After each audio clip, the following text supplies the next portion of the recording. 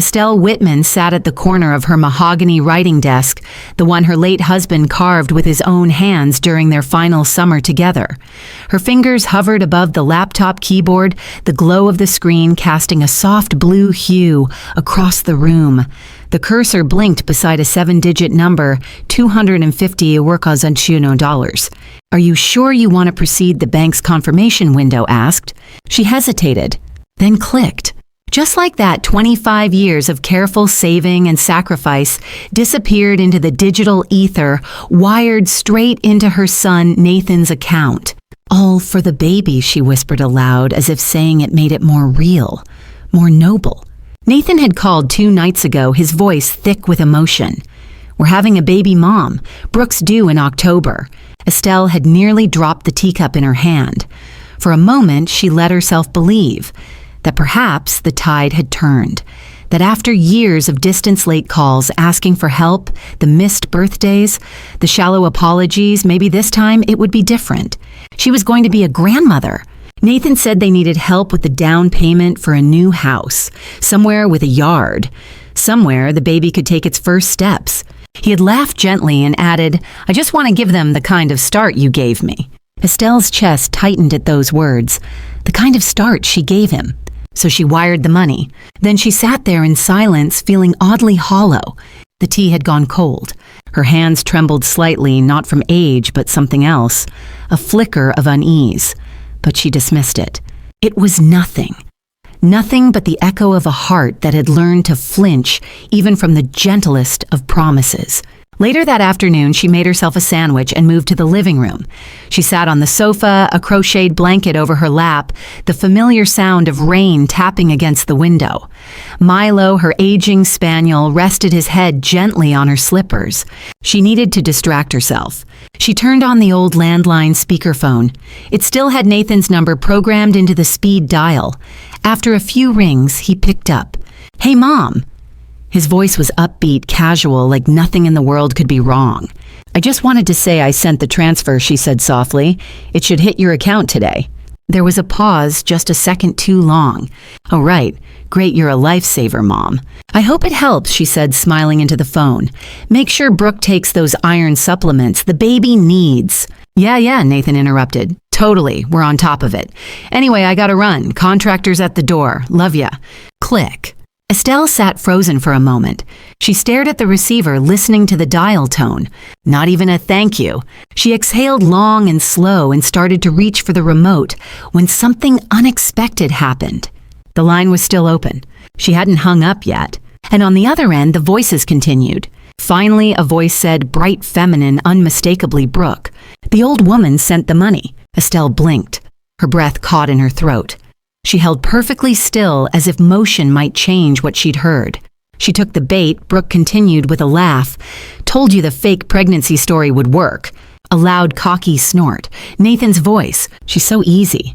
I swear she's been desperate to matter for years. Brooke giggled again. Well, now we can finally get started. I'll call the broker tomorrow, start lining up listings. Oh, Nathan added, and I'll take care of changing the house deed later, once we've moved in. Estelle's vision blurred. She didn't notice the tea spilling from the edge of her cup. In the background, Brooke said playfully, You think she suspects anything? Nathan's voice lowered, mocking. She still thinks I love her. The line disconnected. Estelle sat in silence. Her entire body felt hollow, as though someone had scooped the warmth out of her with an ice cream scoop. A mother's greatest fear isn't just betrayal, it's discovering that the child you loved more than yourself never even saw you as human. She looked down at Milo, who had raised his head, sensing her stillness. His soft eyes searched hers, concerned. I'm fine, boy, she whispered. But her voice cracked, and for the first time in years, Estelle Whitman cried, not for the money, not even for the lies, but because she realized that her love, constant, unconditional, all-consuming, had become nothing more than a currency in Nathan's world. That night, she wandered her house like a ghost. Her footsteps barely made a sound on the hardwood floor. The family photos lined the mantel, Nathan's kindergarten photo with his missing teeth, his high school graduation, that Christmas in Vermont when he'd been 12 and hugged her without asking. She stopped in front of one, the only picture that included her late husband. The three of them standing in front of a pine tree, snow falling around them. She touched the edge of the frame. "You'd know what to do," she whispered. Outside, thunder rolled low across the sky. Inside, Estelle Whitman stood taller. Something had shifted. She was still a mother, but now she would be something else too.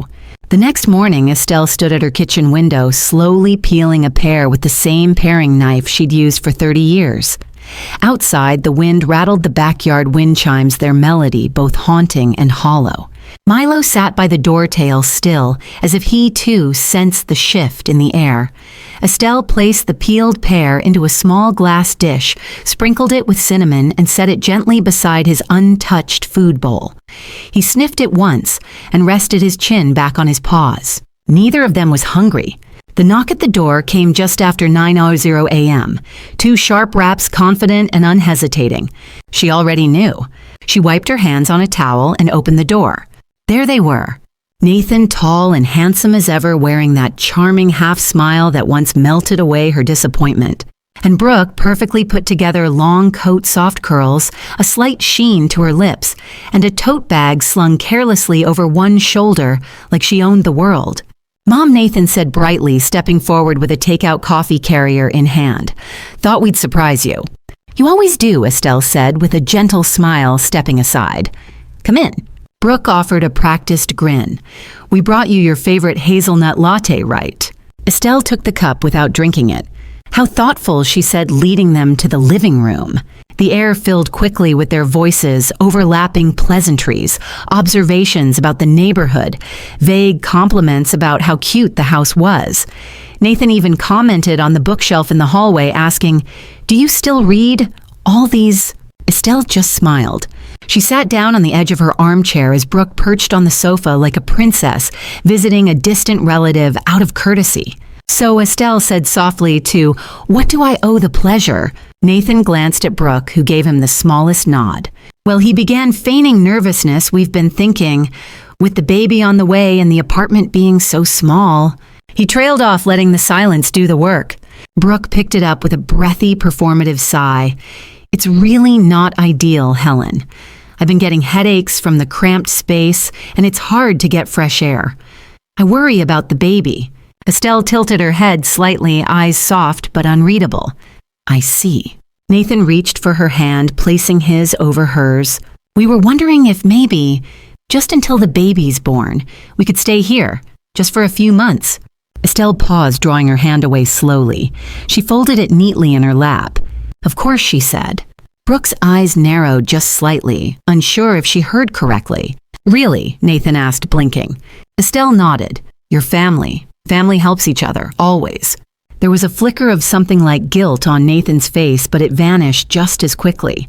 "Well," Brooke chimed in again, "if we're going to stay here, maybe it makes sense to handle the paperwork so things don't get messy later." Estelle raised an eyebrow. "What kind of paperwork?" "You know," Nathan said, trying to sound casual, property stuff. "We could put the house in my name temporarily.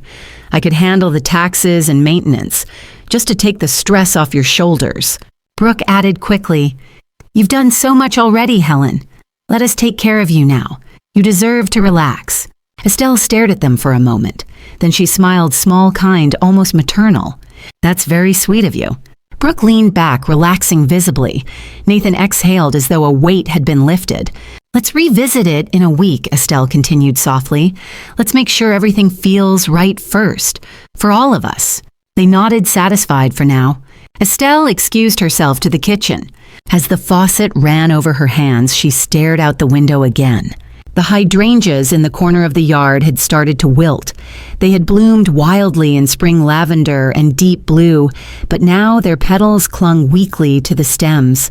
Just like trust, she thought. It blossoms easily, but wilts in silence. That evening, she watched them settle in.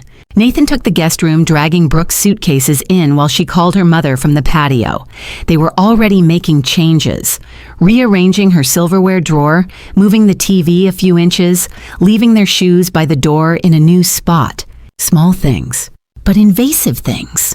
Milo didn't bark. He simply sat by Estelle's feet and stared toward the hallway where Nathan disappeared. "You feel it too, don't you?" she whispered, scratching behind his ears. In bed that night, she stared at the ceiling fan turning slowly above her. She thought of the wire transfer, of the call, of the lie, of Brooke's fake smile, of her own foolish heart that still wanted to believe. And she thought of a phrase her husband used to say when students tried to charm their way out of failing grades. Even poison can be sweet on the tongue. The next morning, Brooke stood at the kitchen counter flipping through a home decor catalog. You know, she said lightly, this kitchen would look amazing with marble countertops. Estelle sipped her tea. I'm sure it would, she replied. Nathan walked in, kissed Brooke on the cheek, and casually said, Mom, we were also thinking if the house goes into my name, we can start doing renovations. Add a nursery. Estelle looked at them both. There was warmth in her voice and steel in her spine. Let's take it slow, she said. Trust is built one day at a time. The third morning, after Nathan and Brooke moved and the scent of burnt toast wafted through the house, Estelle stood quietly at the kitchen entrance, watching Brooke fumbling with the toaster. Her manicured nails tapped impatiently against the appliance, her expression twisted in slight annoyance. Oh, Helen, she said with a bright, brittle laugh, your toaster's a little vintage. Estelle offered a small smile. It's 20 years old, still works better than most new ones. Nathan entered the room, ruffling his hair and yawning like a boy home for summer break. Smells like breakfast. It's on the table, Estelle said, motioning gently toward the spread, scrambled eggs, buttered toast, and a bowl of fruit. They both sat. Neither said thank you.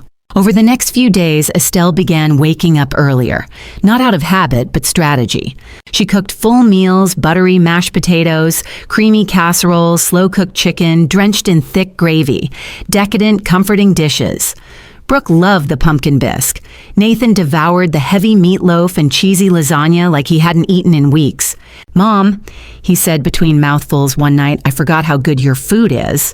Brooke added with a teasing grin. She's trying to fatten us up. Estelle laughed softly, the sound warm but unreadable. Just making sure you're both taken care of. What she didn't say was that she had begun tailoring each dish deliberately. High sodium, high saturated fat, just enough sugar to trigger the reward center, just enough to dull their senses, cloud their sharpness, slow their momentum. She wasn't poisoning them, no. Nothing fatal. That would have been too obvious. This was a different kind of weapon indulgence. At night after they had gone to bed, Estelle would open the window in her study and let the breeze in. She sat there sipping unsweetened green tea, her old journals scattered on the desk. She had once kept a diary through Nathan's childhood. In it were pages and pages of worry, of longing, of fear. She flipped to a section dated 15 years ago. Nathan asked for $6,000 today to cover school expenses. Found out he used it for poker. He lied, again. But I gave it to him anyway. I just want to believe he's trying. Another entry 3 months later. He punched a hole in the bedroom wall, screamed that I never supported him. I stood in silence, cleaned the plaster dust off the carpet. Estelle closed the book. Milo jumped into her lap, curling into a soft ball of comfort. I let it go for too long, she whispered, stroking his ears. But I'm not the same woman anymore. The following afternoon, Estelle was folding laundry in the sunroom when she heard footsteps behind her. Nathan. He stood in the doorway watching her quietly. Need help? He asked, voice unusually soft. She looked up. With what? The house stuff. Paperwork. Have you thought about the transfer yet? Estelle paused, folding a towel neatly before answering. I have. And I'm not rushing into anything, she said gently. Let's let things settle. Nathan frowned, trying to conceal his irritation. It just makes sense, legally, financially. Everyone does it. She gave him a long, even look. You think everyone gives away their home to their child just because they asked. He shifted. That's not what I meant. No, she said, folding another towel. But maybe it's what you believe. That night at dinner, Brooke brought up the topic again, dressed in soft tones and sugar-dipped phrases. We're not trying to pressure you, Helen. It's just, the sooner we transfer the house, the easier it'll be to manage things, like insurance, maintenance. Estelle passed her the bread basket. I understand. I'll think about it. Brooke's smile froze for just a second. Then she picked up her fork and stabbed a piece of roasted carrot a little harder than necessary. Later, as Estelle was clearing the dishes, she overheard muffled voices from upstairs. She didn't mean to listen, but their tones were no longer hushed. "She's stalling," Brooke hissed. "She's playing the martyr act." Nathan snapped back, "Give it time. She's old. She'll fold." Estelle dried the last dish and placed it gently in the rack. She didn't cry. She didn't rage. She simply stood there, her reflection faintly visible in the kitchen window, half shadow, half light. She saw herself clearly for the first time in years. Not as a mother, not as a caregiver, but as a woman standing on the precipice of reclaiming her life. The next morning, she made breakfast as usual, but when she served the plate to Nathan, she smiled a little differently. "How's the potato hash?" she asked sweetly. He nodded, chewing. "Delicious." "Good," she said. "I used extra butter." The morning started like any other. Sunlight filtered in through the white linen curtains of the kitchen.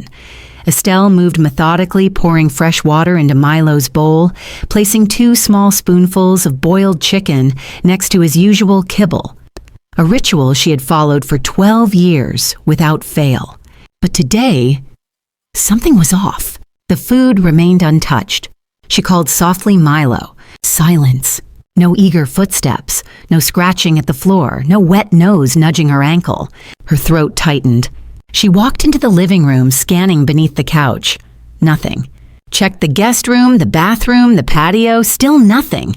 She crouched, whispering again, "Milo, sweetheart, where are you?" Only the soft hum of the refrigerator responded. By late morning, panic had begun to take root. Estelle slipped on her sandals and stepped into the backyard, calling louder this time. The autumn air bit against her arms, but she didn't notice. She walked along the fence, checked every corner, every bush. She opened the side gate and walked the neighborhood, down the cul-de-sac, past the park bench, around the school playground where she used to wait for Nathan. No one had seen a spaniel. No wagging tail, no bark, no hope. She returned home, hands cold and empty. At the kitchen table, Brooke sat calmly sipping oat milk from a crystal glass. Her phone lit up with notifications every few seconds. Estelle tried to steady her voice. "Have you seen Milo this morning?" Brooke didn't look up. "The dog?" "No idea." Estelle's lips tightened. "He always comes to the kitchen by 7. He's never just gone." Nathan entered from the hallway, shirt half-buttoned, holding a banana. "Oh yeah," he said casually. "I took him out early." Estelle's heart lifted briefly. "Where?" Nathan shrugged, taking a bite. "Just drove him a few blocks away. Let him loose." The world tilted. What she asked, barely a whisper. He leaned against the doorframe, chewing with indifference. He kept getting in the way. Old, slow. It's not safe for Brooke, with the baby coming. Estelle stood frozen. "You abandoned him." Her voice cracked. Nathan rolled his eyes. "Oh, come on. He's a dog. He'll find his way somewhere." Her hands gripped the edge of the counter until her knuckles turned white. "You had no right," she said, her voice rising. "He's my family." "He was a mutt," Nathan replied, turning away. "Consider it doing you a favor, less to worry about." Estelle didn't scream. She didn't fall to the floor. She simply stood there, the rage settling into something colder, denser. Not fire, but stone. That night, when the lights were off and the house had gone quiet, Estelle stood alone in the hallway, staring at the empty dog bed near the radiator. There had once been a chew toy shaped like a turtle, a faded blanket from when Milo was just a pup. Now, nothing. Only a clean, untouched square of floor where memory used to live. She walked into her study and opened a small wooden box in the drawer. Inside, 2 photos, an old hiking medallion, and a laminated ID card. Wilderness First Aid Certified, Estelle Whitman, issued, May 2014. She touched the edge of the card, then placed it on the desk. She turned on her computer. Her fingers moved faster than they had in years. Search terms. Remote hiking locations outside city limits. Undetectable sedatives with mild food-grade binding agents. Property deed loopholes for invalid transfer agreements. How to collect evidence legally in your own home. She wasn't planning to make them disappear. She was planning to make sure they'd never be able to disappear from what they had done. The next morning, Estelle made eggs, fried crisp at the edges, with bacon. Nathan ate 2 helpings. Brooke asked for extra toast. They laughed. They complimented the food. They poured themselves more orange juice. Estelle watched them like one would watch actors in a very bad play. "Sleep well," she asked sweetly. "Like a baby," Brooke said. "Good," Estelle replied. She poured herself tea and said nothing more.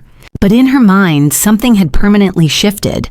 She was no longer the mother who forgave. She was the woman who remembered. 3 days had passed since Milo disappeared. Nathan didn't mention him again. Brooke certainly didn't. And Estelle began baking. Not in mourning, but in preparation. She made peach cobbler with a buttery crumble that smelled like innocence. Apple pies so sweet they could have come from a childhood memory. Banana bread that filled the kitchen with nostalgic warmth. Nathan and Brooke devoured every slice, complimented every crust. They were growing comfortable, exactly as planned. That Wednesday morning, Estelle stood in front of the mirror in her bedroom. She wore a soft lavender cardigan, her pearl earrings, and a look of serene detachment. In her hand was a slim manila envelope. Inside it, a set of documents. Not real ones, of course. Just believable enough to feel like a genuine property deed transfer agreement. Enough to make them drop their guard. She placed it in her handbag and headed downstairs.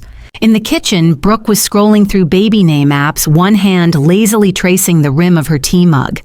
Nathan was tapping away on his laptop, pretending to answer emails. The morning sun slanted across the room like golden bars, too bright for the quiet malice they carried. Estelle cleared her throat gently. "I spoke to my lawyer," she said, setting the envelope on the table. 2 heads snapped up in perfect sync. "I had some paperwork drawn up, a preliminary agreement. So you can handle the house, like you asked." Nathan's mouth dropped open slightly. Brooke blinked once, twice, then forced her expression into one of grateful disbelief. "Are you serious?" Nathan said. "Of course," Estelle replied. "Your family. I want you both to feel secure." Brooke reached for the envelope with trembling fingers like someone unwrapping an early inheritance. Inside were 3 crisp pages of legally worded jargon, impressively formatted, notarized looking. At the bottom of the last page, Estelle had even added a typed signature line, hers already signed. They didn't read it carefully. Of course they didn't. They were too busy rehearsing victory. That evening, Estelle overheard Brooke on the phone. "No, it's basically ours now," she said in a giddy whisper. "All we have to do is take care of her. She's just dragging her feet about moving out." Estelle stood outside the guest room door, her feet silent on the carpet. Inside, Nathan was laughing. "I mean, she practically handed us the keys." Brooke replied with a purr, "Let's give it a week, maybe 2. Then we nudge her." They both laughed. Estelle's fingers curled around the door frame, but she didn't enter. Instead, she smiled. The next morning, the roles reversed. Brooke brought Estelle breakfast in bed. A tray with eggs toast and a hand-picked flower and a glass jar. She knocked sweetly before entering. "Good morning, Helen. Figured I'd return the favor. You've been spoiling us." Estelle sat up, slowly adjusted the pillow behind her back. "How kind of you," she said. Brooke placed the tray on her lap and brushed her hair behind her ear. "I was also thinking maybe this weekend Nathan and I could start organizing your things. Make it easier when you're ready to move." Estelle's fork paused midair. "I haven't decided where I'm going yet," she said softly. Brooke didn't miss a beat. "Well, don't worry. There are plenty of retirement communities nearby." She smiled like she was recommending a spa. Estelle chewed her toast slowly, forcing herself to swallow. "I'm sure there are." Later that day, Estelle went to the attic. She opened an old cedar trunk and pulled out a box of photographs. Family pictures, birthday parties, beach vacations. A few candids of her reading to Nathan by the fireplace, him curled up at her feet like a cat. She pulled out a single photo and held it in her hands. Nathan, aged 6, arms wrapped around Milo when he was just a puppy. He had loved him once, or maybe he hadn't. Maybe Estelle had only believed he had. It's strange, she thought, how the heart remembers the illusion more tenderly than the truth. That night at dinner, Brooke mentioned baby names again. "I like the name Laurel," she said. "Strong. Feminine." Nathan frowned. "Too old-fashioned. I like Sawyer." "What about Estelle?" Brooke offered with a sugary laugh. "To honor you, Helen." Estelle's hand gripped her fork. Nathan chuckled. "Let's not curse the kid." Brooke slapped his arm playfully. Estelle placed her fork down slowly. I think Laurel's lovely, she said, smiling so gently it made Brooke pause. After dinner, Estelle collected the dishes while Nathan scrolled through housing websites. I think we could flip this place for double, he muttered to himself. Take the money, move to Florida. Estelle heard it. She said nothing, but she quietly removed the contract envelope from where it lay on the side table and slid it back into her desk, because the real paperwork hadn't been drafted yet. And when it was, it wouldn't have Nathan's name anywhere near it. It began with a smile. Nathan stood at the bottom of the stairs, backpack slung over one shoulder, his eyes too bright, too eager. Hey, Mom, he said, his tone thick with forced warmth. We were thinking, it's been tense around here. Maybe a little getaway would do us all good. Estelle looked up from her crossword puzzle. A getaway. Just a hike, he replied quickly. Out at Ash Hollow Preserve. Quiet, peaceful. You used to love hiking, remember? Estelle did remember. She remembered cold mornings with blisters forming under wool socks, her hands gripping walking poles as she led trail groups up slopes younger people avoided. She also remembered that Ash Hollow had a reputation, remote, rugged, no cell service beyond the gate. Every year, someone vanished from one of its unmarked paths. Estelle folded her newspaper and set it aside. That's a lovely idea, she said, smiling. That evening, while Brooke and Nathan giggled over trail mix and new hiking shoes, Estelle locked herself in her study. She booted up her old desktop and typed with quiet precision. Life insurance beneficiary changes after policy is active. Signs someone has taken out a policy in your name without consent. How to legally request verification of insurance coverage status. Her gut had whispered it before, but now her heart screamed. She printed a request form, signed it, mailed it. The next day, while they packed protein bars and performance socks, she went to the local insurance office, calm and unreadable. The clerk at the counter typed her name, clicked twice and looked up. Yes, Miss Whitman, you have a policy listed here. Can you tell me who initiated it? She asked, voice level. He hesitated. It was filed under a joint designation. Your son, Nathan Whitman. Estelle smiled faintly, then looked at the floor. Is there a listed value? Yes, the clerk said. A high-tier premium, $125 million. She nodded, thanked him, and left. Back at home, she moved differently, slower, more fragile. She asked Nathan to carry her bag upstairs, asked Brooke for help reading the trail map, let them believe she was growing weaker. At dinner, she feigned hesitation. I'm not sure I can handle steep trails anymore. Nathan leaned over and placed a hand on hers. We'll take it slow, promise. Brooke chimed in. We just want to spend time with you, Helen. Estelle gave a weak smile. Inside, her plan had already begun. The night before the trip, Estelle didn't sleep. She lay awake staring at the ceiling fan, her thoughts moving in still circles. Milo was gone. Her home was infested. Her son, a man she had once carried in her arms, had placed a price tag on her head. She got up quietly and walked to the kitchen, opened the cabinet above the fridge, found the vial, the one she had quietly reclaimed from Brooke's suitcase sedatives, enough to down a full-grown man. She pulled out 2 protein bars from the trail snack pile, unwrapped, dabbed the thinnest coating of a tasteless sedative mixture on the inside of the wrappers, sealed them again carefully, precisely. Then she placed them neatly back into the snack bag. The next morning, they drove in silence. Estelle sat in the back seat, hands folded in her lap, her eyes fixed on the fog-kissed trees rolling past. Ash Hollow loomed in the distance, jagged ridges, tall evergreens, winding paths. As the car pulled into the gravel lot, Nathan turned and smiled. You ready, Mom? Estelle nodded. I've never been more ready. The hike started slow. Leaves crunched beneath their feet. The trail was narrow, lined with bramble and wild mushrooms. Brooke chatted aimlessly about baby names again. Nathan carried the pack full of supplies and snacks. Estelle walked just a few paces behind her pace, steady, her breathing controlled. Every so often she paused, tired, she claimed, winded. Her hand trembled when she sipped from her water bottle. They bought it all. Hours passed. Eventually, they reached a small clearing near a rocky overlook. Nathan dropped the pack and stretched. Let's take a break, he said, offering Estelle a drink. Electrolytes. You'll feel better. She took it, sipped, didn't swallow, then pulled out the protein bars. "You two should eat," she said kindly. "I packed your favorites." Brooke smiled. How thoughtful. They each took one, tore into the wrappers, ate without hesitation, and Estelle watched, waited. 15 minutes later, Brooke staggered to her feet. "I feel dizzy." Nathan's brows furrowed. He didn't finish. He dropped to his knees, then collapsed face first into the moss. Brooke swayed and crumpled beside him. Estelle stood, straightened her spine, brushed the dirt from her hands. She walked to them, checked pulses, breathing, still alive. She knelt beside Nathan. "I taught you to walk," she whispered, "to tie your shoes, to speak kindly." Her voice hardened. "You use that voice to lie, to destroy." She leaned in closer. "But I still won't be the one to kill you. Nature will decide if you deserve another chance." With that, she picked up the backpack and walked away, step by step down the trail, leaving behind 2 unconscious bodies and a past she was no longer tethered to. The trail wound downward beneath a canopy of quiet pine. Estelle walked slowly, her feet precise, steady. The forest air was cooler here, damp and clean. Her breath misted slightly with every exhale, but her hands no longer trembled.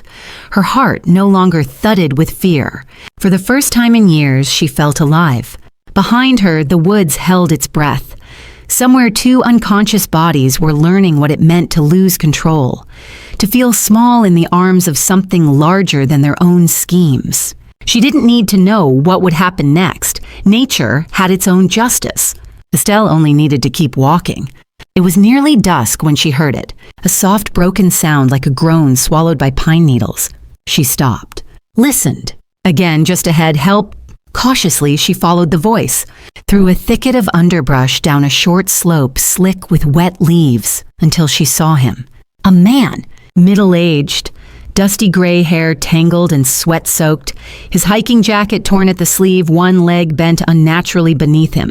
Estelle froze. He looked up dazed. You heard me." "I did," she replied softly, stepping closer. "Are you hurt?" He nodded. "Ankle. Slipped off the ridge. I've been here for hours." She dropped to one knee beside him, her tone calm and clinical. "Can you move your toes?" He tried, grimaced somewhat. "Good. It's not fully broken, but you're not walking out of here today." His laugh was dry-edged with pain. That was my fear. Estelle checked his pulse, then pulled her phone from her bag. Still no service. She looked around, scanning the terrain. The sun was bleeding into the trees. "We need help now." 30 minutes later, Estelle stood beside a rescue team as they loaded the man into the back of a forest ambulance. She climbed in beside him, refusing to leave. They made it to the nearest hospital just after 8:00 p.m. At the hospital, in a sterile hallway washed in fluorescent light, she sat beside the man's stretcher as doctors examined him. A nurse handed her a cup of warm broth. "You're lucky," she told him. "If I hadn't come down that trail..." "Yeah," he whispered. "Funny how fate works." He turned his head toward her, eyes clearer now. "I'm Leonard," he said. "Leonard Graham." Estelle blinked. The name sounded familiar, and then it clicked. Graham Group. The same investment firm Nathan had been pitching for months, the one he claimed could double his net worth. Estelle gave a small nod. "I'm Estelle." "Estelle," he repeated. "That's a name you don't forget." The next morning, Leonard was moved to a private room. Estelle came back with flowers, not roses, lavender sprigs from her garden, calm, soft, resilient. "You didn't have to come back," he said. "I wanted to," she replied. "People shouldn't recover alone." He smiled. "You always this kind to strangers." "No," she said, honestly, "not anymore."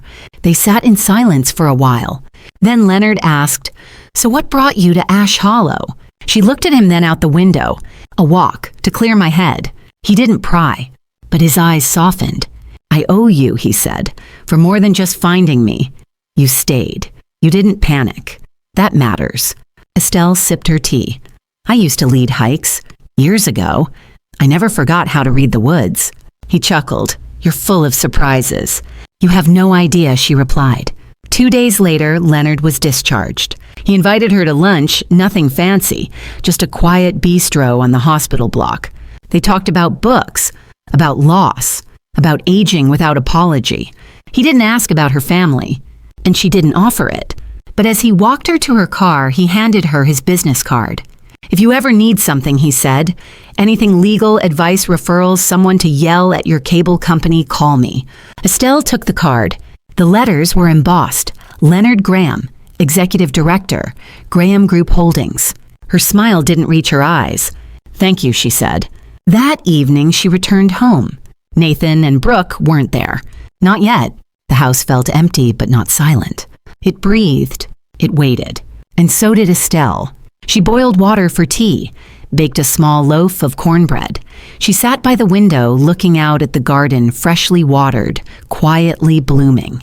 Somewhere her son and his wife were waking up to the consequences of their own deceit. Somewhere they were realizing they were no longer in control. Estelle raised her cup, stared at the reflection in the glass. A woman not broken, not bitter, but finally clear. She was not the victim. She was the storm they never saw coming. They returned 2 days later. Nathan's SUV pulled up to the curb just before noon, mud-caked rear bumper, slightly dented. The back window was smeared with condensation, and when the doors opened, the couple that stepped out looked nothing like the polished predators Estelle had last seen. Nathan's beard had grown in uneven patches. His shirt was torn near the hem, and his eyes were rimmed red. Brooke's hair was wild, unbrushed. She clutched a designer handbag to her chest as if it were a life raft. Estelle watched from the front window, a steaming kettle already whistling in the background. She didn't move to greet them. She simply waited. The front door burst open. Nathan's voice was hoarse and shaky. "Mom, what the hell happened? Where did you go?" Estelle stepped slowly into the hallway, her expression soft, almost confused. "I don't remember," she said quietly. Brooke froze. "What?" "I think I passed out," Estelle continued. "One moment I was sitting on a rock. The next I woke up in a clinic down the mountain." Nathan's mouth opened, but no words came. "I tried calling," she added, "but I had no signal. I assumed you two had found your way back." Brooke staggered forward, still trembling. We collapsed. We woke up in the woods, freezing. No food, no phone. I thought we were going to die." Estelle placed a hand gently on her chest. "Oh, sweetheart, that must have been terrifying." Nathan stared at her for a long time. There was something behind his eyes now, not trust, not warmth, but doubt. She could feel it. Good. That night, Brooke demanded comfort food, lobster mac and cheese garlic butter rolls, hot cocoa with whipped cream. Estelle cooked it all without question. She served the food, poured the drinks, watched them eat like children returned from war. Later, when Brooke groaned and curled into the living room recliner, Estelle offered her a warm rice compress and a gentle hand on her forehead. Nathan sat beside her legs, splayed his body, sagging into the couch. "You don't have to take care of us like this," he muttered. Estelle smiled, eyes gentle. "But I want to." 3 days passed. Their confidence began to return slowly. Brooke resumed her morning makeup routines. Nathan reconnected his work laptop. Life for them was trying to resume its usual rhythm. But the atmosphere had shifted. The air inside the house belonged to Estelle again. She moved through the kitchen like a queen, reclaiming her domain, not by force but by grace. Calm, steady, unshakable. She began rearranging things, moved their shoes back to the garage, took down the nursery decorations Brooke had pinned to the walls, replaced scented candles with her own blend of lavender and sandalwood. They noticed. They said nothing. But each shift chipped away at their illusion of control. One morning, Nathan returned from a failed investor meeting only to find an envelope on the hallway console. Inside, a printed notice of termination from Graham Group Holdings. Estelle stood quietly at the kitchen sink, drying a glass. He stormed in. Did you talk to someone at Graham?" She turned slowly, drying her hands on a towel. "What do you mean?" "They terminated me, no warning, just cut off." She blinked. "Oh, Nathan, that's awful." "Don't play innocent," he snapped. "You're friends with someone there. I saw the card." She tilted her head. "Friends, you assume a lot." "Don't lie to me, Mom." "I never said anything," she said, voice even. Not one word. Then she stepped forward. "But maybe the universe speaks louder than we do." He looked ready to scream, but he didn't. He just walked away. That night, Estelle watched Brooke texting furiously in bed. She made no effort to hide the fact that she was planning an escape plan vacation. Estelle smiled to herself. Let them plan. The next morning, she handed them both crisp white envelopes. "A gift," she said. I think you two deserve a break. I booked a week-long stay in Thailand, all expenses paid. Brooke stared at the ticket slips, parting in disbelief. Nathan narrowed his eyes. Why are you doing this? Because Estelle said you need rest. You've both been through so much. Brooke launched into a flurry of thank yous. Nathan looked suspicious, but he didn't say no. Of course he didn't. He never could resist a luxury offered without strings. As they packed, Estelle began her work. She called the locksmith, had the locks changed, hired a moving crew, had every item of theirs packed and donated to a community center across town. Nothing valuable left, nothing tying them back to her home. She left behind a single item, a receipt with Nathan's name on the hotel booking and every transaction tied to his personal credit line. By the time they touched down in Bangkok, they were already buried under a mountain of debt. And Estelle, she sat on her front porch, cup of tea in one hand, sunlight on her face, the wind whispering through the newly planted rose garden. This was her home, not theirs, not anymore. The house was quiet again. For the first time in months, Estelle could hear the clock ticking in the hallway, the refrigerator hum, the sound of wind brushing gently against the window screens. It was hers again. Nathan and Brooke were still overseas, halfway through their extravagant escape. Estelle had transferred money each time they asked graciously warmly, even as the charges ballooned: 5-star spa treatments, private yacht dinners, gold-stamped resort room upgrades. She responded to each request with the same calm message: if it's not enough, just let me know. And that's what they believed.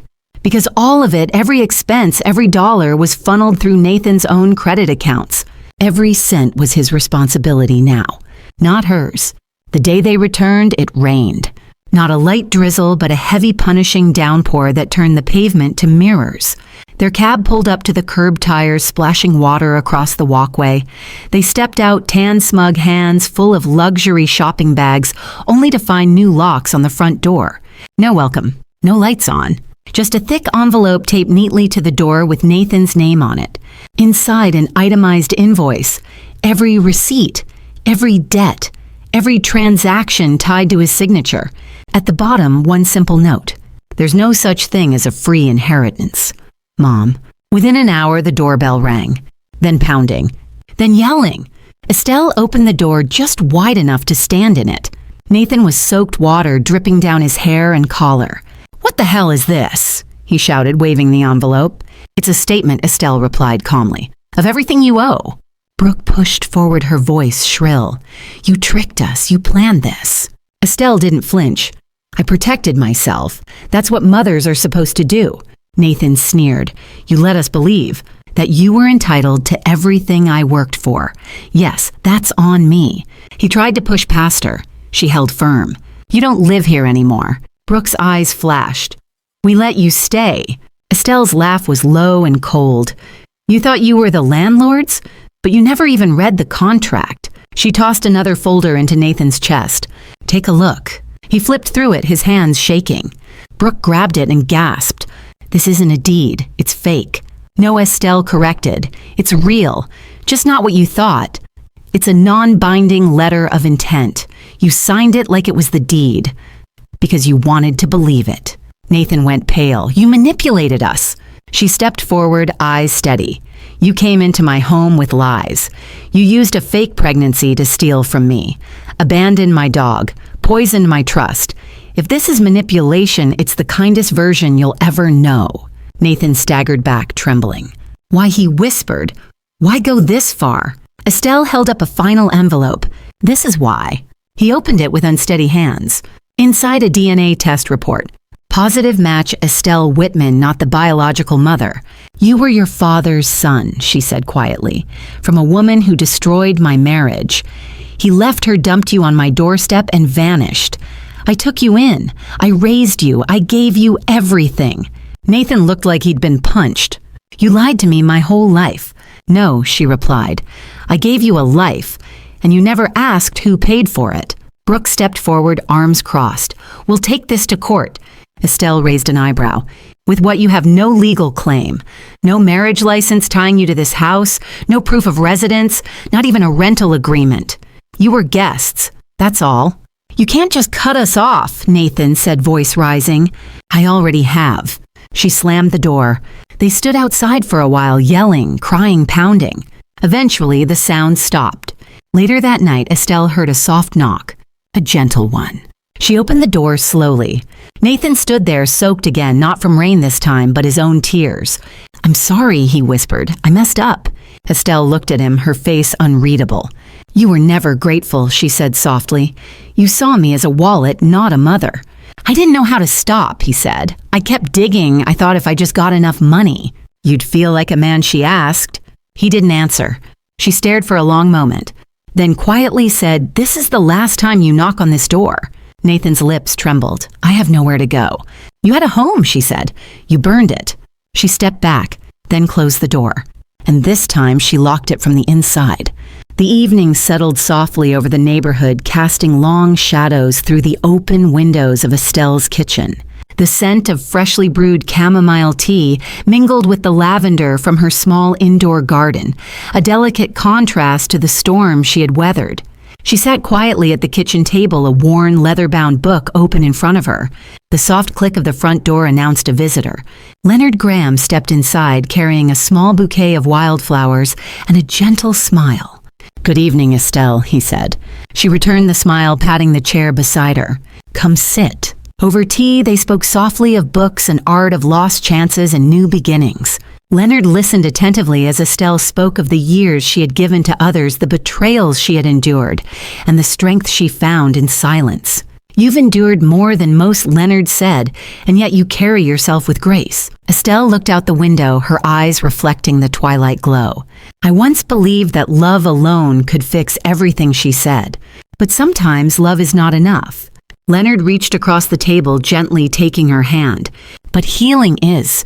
Days turned into weeks. Estelle reconnected with her passions, pottery classes, book clubs, and early morning walks with Milo, who had miraculously returned, found and cared for by a kind neighbor. She painted her kitchen walls a soft sage green and planted roses in her garden. More importantly, she began to live for herself. No longer a mother burdened by betrayal, but a woman reclaiming her story one chapter at a time. One afternoon, as jazz music played softly in the background, Leonard asked quietly, Do you think you'll ever love again? Estelle smiled, a slow, knowing smile. Maybe, she said, but this time it will be for me. They raised their teacups in a quiet toast to resilience, to renewal, and to peace found not in others, but within. The sun dipped below the horizon, bathing the room in a warm, golden light. And as the evening grew calm, Estelle Whitman finally felt the weight lift from her heart. She was free.